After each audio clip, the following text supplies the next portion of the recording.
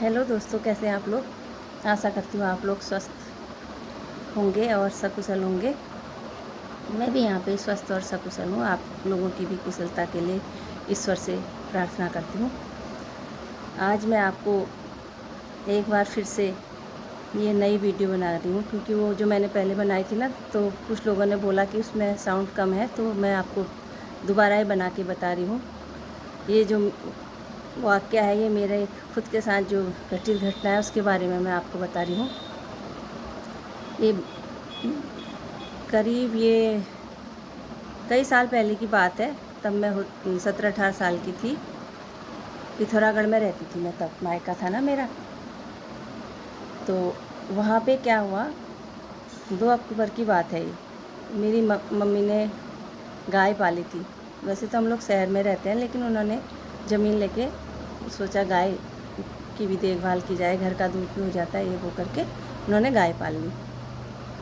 अब क्या हुआ, वो घास लेने जाती थी दूसरी जगह। उसने घास ले रखी थी पहाड़ में, कहते हैं ना, मांगा लिया था उन्होंने घास का। तो बोली, क्या कहते, मैं घास लेने जा रही हूँ करके, तुम लोग घर में बैठना। तो मैंने कहा अपनी मम्मी से, मम्मी आज मैं भी आती हूँ घास लेने के लिए, आप अकेले जा रही हो, मैं आ जाती हूँ, आपका साथ भी हो जाएगा। तो मैं चले गई।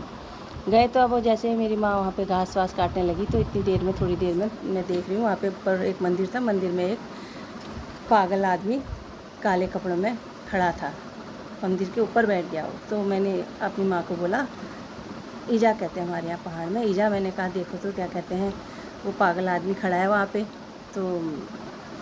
तो मेरी माँ बोली, क्या कहते, बेटा पागल को नहीं देखते हैं, उधर मत देखना। तो मैंने कहा अरे अच्छा, नहीं देखती हूँ। फिर मैंने क्या किया था, वहाँ पर मैंने अपनी घड़ी उतार के ऐसे रखी थी। मैंने कहा कहीं मेरी घड़ी जो ले जाएगा, मैं घड़ी पहन लेती। मैंने घड़ी पहन ली।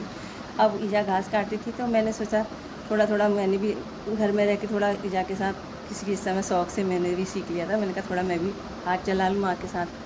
तो मैं भी ऐसे काटने लगी।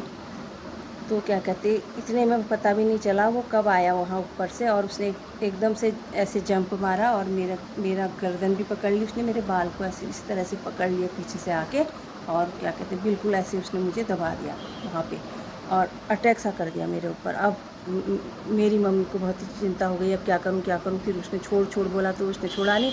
फिर मेरी माँ के हाथ में दराती थी, उसने हाथ में दराती से ऐसे ऐसे कट किया खूब देर तक। तो जब उसके हाथ कटने सा लगा, तब उसने मुझे छोड़ा और फिर वो मेरी माँ की तरफ बढ़ा। मेरी माँ ने ऐसी दराती खींची अपनी साइड, और उसने अपनी तरफ मेरी माँ का हाथ भी बहुत कट दिया बेचारी का।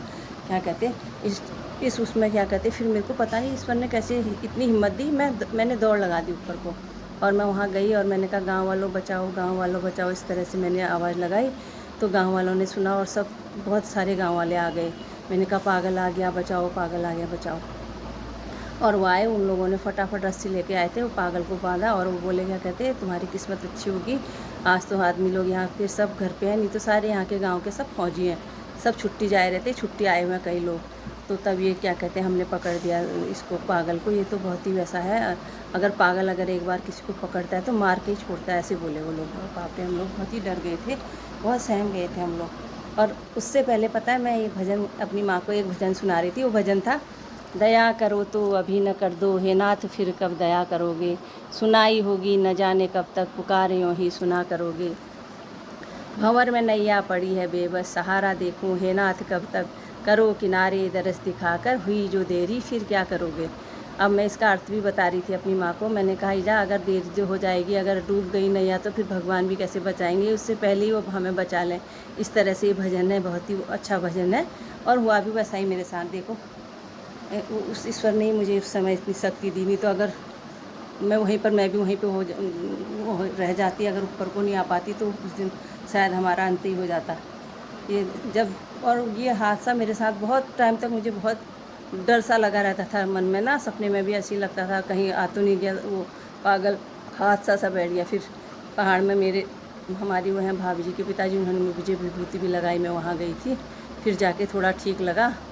और इस तरह से मैं आपको ये सब इसलिए बता रही हूँ, क्योंकि